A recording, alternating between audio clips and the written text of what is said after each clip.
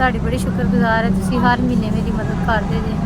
ਅੱਲਾਹ ਪਾਕ ਤੁਹਾਨੂੰ ਤਰੱਕੀਆਂ ਤੇ ਕਾਮਯਾਬੀਆਂ ਦੇਵੇ ਤੇ ਅੱਲਾਹ ਪਾਕ ਤੁਹਾਨੂੰ ਹੋਰ ਮਾੜਿਆਂ ਦੀ ਮਦਦ ਕਰਨ ਦੀ ਤੌਫੀਕ ਦੇਵੇ। ਅੱਲਾਹ ਪਾਕ ਤੁਹਾਨੂੰ ਸਿਹਤ ਜ਼ਿੰਦਗੀ ਤੰਦਰੁਸਤੀ ਦੇ। ਅੱਲਾਹ ਪਾਕ ਜਿਸ ਤਰ੍ਹਾਂ ਤੁਸੀਂ ਮੇਰੀ ਮਦਦ ਕਰਦੇ ਪੈ ਜੇ, ਅੱਲਾਹ ਪਾਕ ਇਸ ਚੀਜ਼ ਦਾ ਤੁਹਾਨੂੰ ਅੱਲਾਹ ਪਾਕ ਅਜਰ ਦੇਵੇ।